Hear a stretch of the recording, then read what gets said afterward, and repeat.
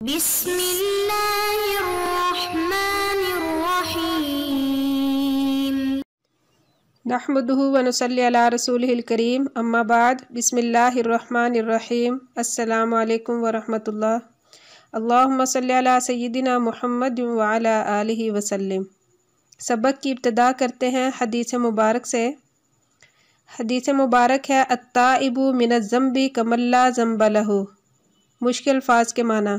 التائب اسم فاعل توبہ کرنے والا، باب نصر ینصر سے متوجہ ہونا، الذنب گناہ، جمع ذنوب۔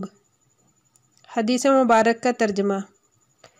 گناہ کر کے توبہ کرنے والا اس شخص کی طرح ہے جس نے گناہ کیا ہی نہ ہو۔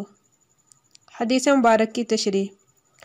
سب سے زیادہ بلند مقام انسان کی بندگی کا ہے، اور بندگی کا بہترین اظہار توبہ کے وقت میں ہوتا ہے۔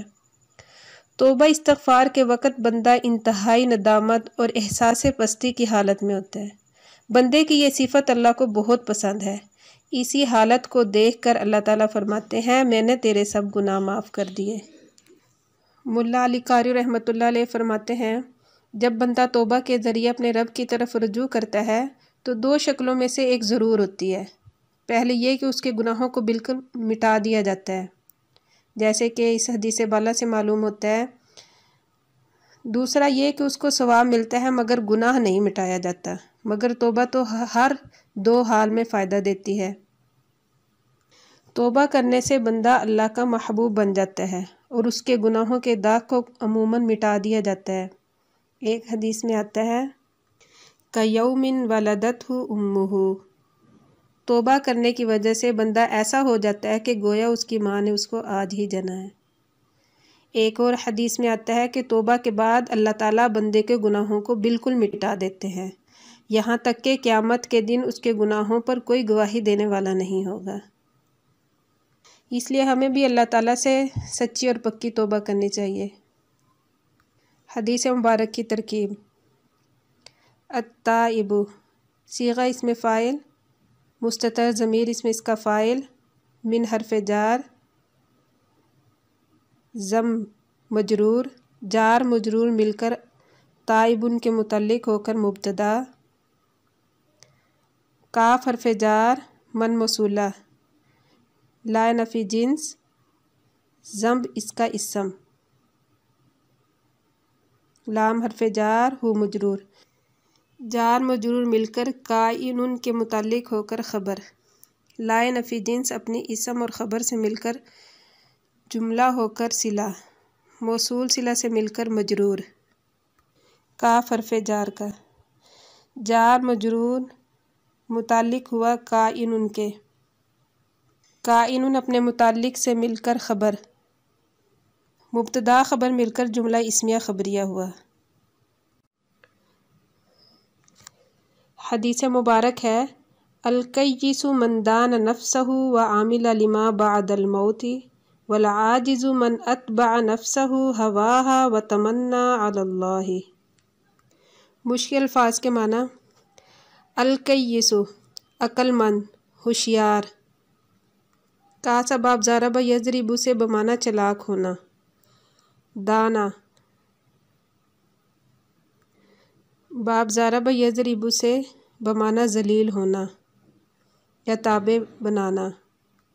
نفسہ مصدر بمعنی روح۔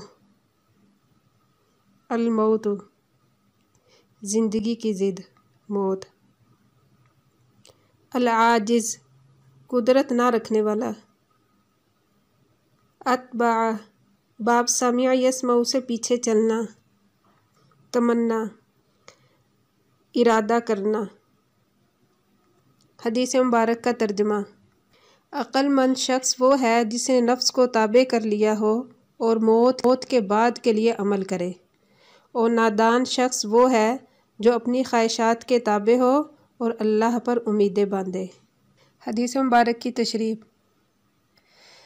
اس حدیث مبارک کا مطلب یہ ہوا کہ عقل مند وہ ہے جو اپنی زندگی میں اپنے قول و فعل کا محاسبہ کرتا رہے، پھر اگر نیکیوں کا غلبہ معلوم ہو تو شکر ادا کرے، اور اگر برائیوں کا غلبہ ہو تو توبہ استغفار کرے۔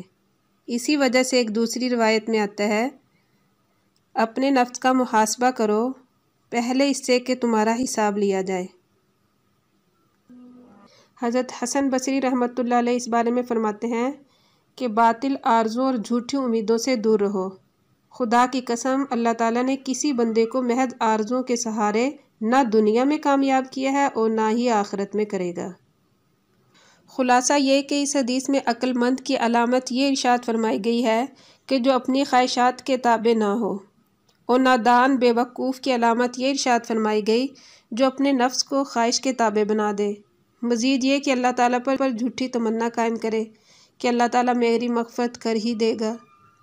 حدیث مبارک کی ترکیب ہے الکیس مبتدا، من موصولہ، دانا فعل، ضمیر مستتر اس کا فاعل، نفس مضاف، ہو ضمیر مضاف الیہ، مضاف الیہ مل کر مفعول، فعل اپنے فاعل اور مفعول سے مل کر معطوف علیہ، واو حرف عطف، عاملہ فعل، ضمیر مستتر اس کا فاعل، لام حرف جار، ما موصولہ، بعد مضاف، موتی مضاف الیہ، مضاف الیہ مل کر مفعول فی ہوا، فعل محذوف کا، فعل اپنے فاعل اور مفعول فی سے مل کر صلہ، موصول صلہ مل کر مجرور، جار مجرور مل کر عاملہ فعل کے متعلق ہو کر معطوف اپنے معطوف علیہ سے مل کر مبتدا کی خبر، مبتدا خبر سے مل کر جملہ اسمیہ خبریہ ہوا۔ العاجز مبتدا، من موصولہ، اتبع فعل، ضمیر اسم اس کا فاعل، نفس مضاف، ہو ضمیر مضاف الیہ، مضاف الیہ مل کر مفعول اول، ہوا مضاف، ہا ضمیر مضاف الیہ، مضاف الیہ مل کر مفعول ثانی، فعل اپنے فاعل اور دونوں مفعولوں سے مل کر معطوف علیہ، تمنا، فعل، ضمیر مستتر اس کا فاعل، اللہ حرف جار، لفظ اللہ مجرور، جار مجرور مل کر متعلق ہوئے تمنا فعل کے، فعل اپنے فاعل اور متعلق سے مل کر معطوف اپنے معطوف علیہ سے مل کر صلہ، موصول صلہ مل کر خبر، مبتدا خبر مل کر جملہ اسمیہ خبریہ ہو کر معطوف علیہ کا معطوف علیہ مل کر جملہ اسمیہ معطوفہ ہوا۔